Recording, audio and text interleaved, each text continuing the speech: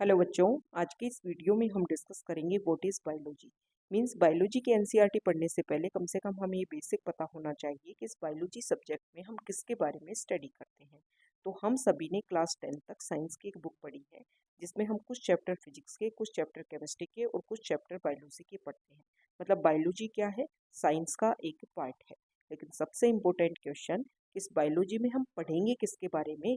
तो biology word जो है वो खुद को खुद ही डिफाइन कर देता है। बायो वर्ड का मतलब होता है लाइफ या फिर लिविंग। और ये जो लॉजी वर्ड है, ये लोगोस वर्ड से मिलकर के बना है। और लोगोस वर्ड का मतलब होता है टू स्टडी। तो अगर हम बायोलॉजी की एक डेफिनेशन बनाए तो डेफिनेशन ये बनेगी कि biology is the branch of science where we study about the living. अब नेक्स्ट क्वेश्चन ये आता है कि लिविंग जो है वो कौन होते हैं। तो देखो बच्चों, एक लिविंग और नॉन लिविंग के बीच में बेसिक डिफरेंस सभी को समझ में आता है। आप जहाँ बैठ कर के पढ़ रहे होगे, आप किसी नोटबुक का यूज़ कर रहे होगे, पेन का यूज़ कर रहे होगे, तो आपको समझ में आता है कि ये नॉन लिविंग है। आप पढ़ रहे हो, मैं पढ़ा रही हूँ, हम दोनों जो हैं वो क्या है? लिविंग है। लेकिन साइंस जो है वो कुछ टर्म्स के ऊपर फोकस करती है।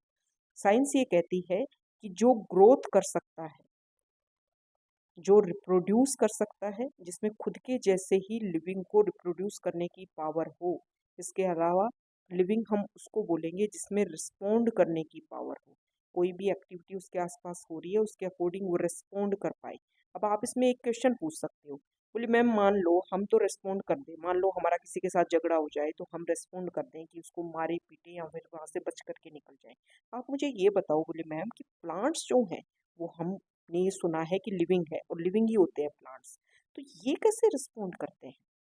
देखो बच्चों, आपके आसपास में कोई भी पेड़ होगा, जब कभी भी प्लांट के आसपास में वाटर की कमी होती है तो क्या करते हैं प्लांट जो हैं वो अपनी लीफ को कर्ल कर लेंगे, थोड़ा सा सिकोड़ लेंगे।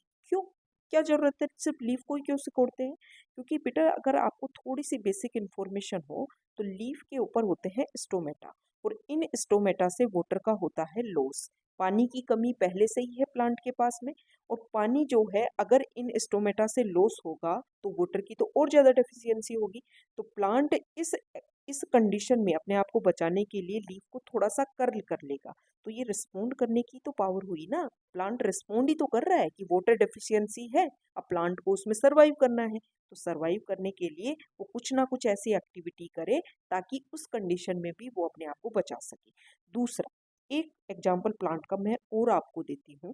देखो, जैसे अगर आपने डेजर्ट रीजन में थोड़ा सा अगर आपको पता है तो हम एक कैक्टस का प्लांट देखते हैं।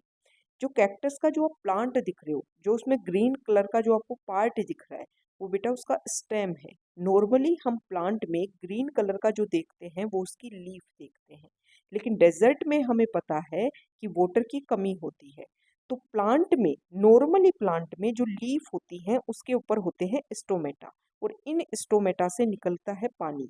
वो पानी जो प्लांट अपनी रूट के थ्रू सॉइल से एब्सॉर्ब करता है। अब डेजर्ट में जो प्लांट है, अगर उनकी लीफ नॉर्मल लीफ की तरह होगी तो वहां से रूट तो पानी लेकर के आए और लीफ जो है वो पानी को लॉस कर दें। तो यहाँ पर प्लांट ने अपनी एक्टिविटी, अपनी सर्कमस्टेंसेस के अकॉर्डिंग अपने आप को चेंज कर लिया। उन्होंने क्या कर लिया कि लीफ में स्टोमेटा जो है वो क्या होते हैं? प्रेजेंट होते हैं। तो उन्होंने क्या कर लिया, अपने स्टेम को तो कर लिया ग्रीन, ताकि यहाँ से तो वो फोटोसिंथेसिस कर सके। और जो लीफ है उसको इस स्टेम के ऊपर ऐसे स्पाइन के फॉर्मेट में, कांटे के फॉर्मेट में जो है वो कन्वर्ट कर लिया।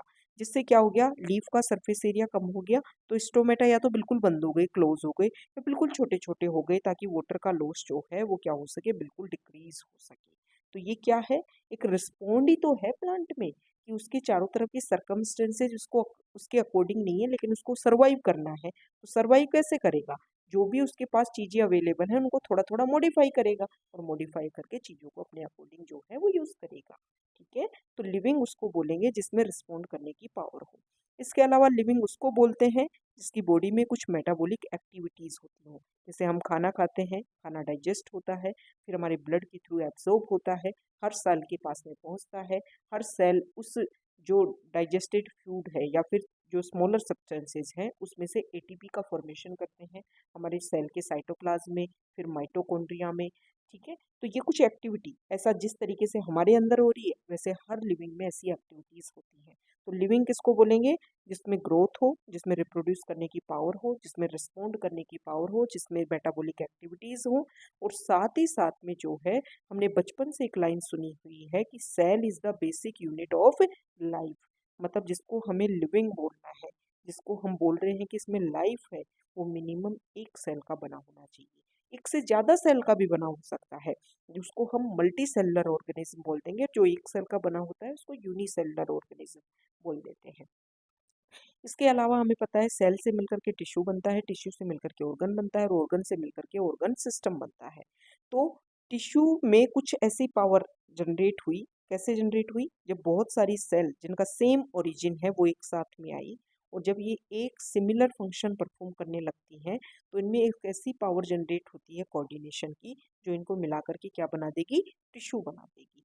सेल में नॉर्मली एक सेल में पावर नहीं थी टिश्यू बनने की, लेकिन जब कोऑर्डिनेशन हुआ तो एक नई पावर जनरेट हुई, और इस क्वालिटी को बोलते हैं इमरजेंस। ये सिर्फ और सिर्फ लिविंग में देखने को मिलता है।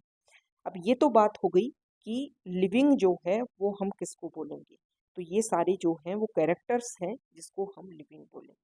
अब ये जो बायोलॉजी सब्जेक्ट है उसमें हम किसके बारे में स्टडी करते हैं ये भी हमें पता होना चाहिए। तो हमने बेसिक पढ़ लिया कि लिविंग के बारे में पढ़ेंगे, लेकिन बायोलॉजी सब्जेक्ट में, वैसे तो बायोलॉजी सब्जेक्ट की बहुत सारी ब्रांच होती हैं, लेकिन मेनली हम दो ब्रांच के बारे में स्टडी करते हैं, एक बॉटनी और एक जूलॉजी। बॉटनी जो है उसमें हम प्लांट्स के बारे में स्टडी करते हैं, प्लांट्स की लाइफ में कौन कौन से इंपॉर्टेंट इवेंट्स होते हैं, प्लांट्स जो हैं वो कैसे कैसे एक्टिविटीज़ परफॉर्म करते हैं, कैसे कैसे प्लांट्स होते हैं, उन सब के बारे में हम बॉटनी में पढ़ते हैं। और जूलॉजी में हम पढ़ते हैं एनिमल्स के बारे में, कि एनिमल्स की लाइफ में कौन कौन से इवेंट्स होंगे, एनिमल किस हैबिटाट में रहेंगे, कैसे न्यूट्रिशन लेते हैं, इन सब पॉइंट्स के बारे में हम बॉटनी और जूलॉजी में पढ़ते हैं। ओके, एनिमल्स के बारे में जूलॉजी में और प्लांट्स के बारे में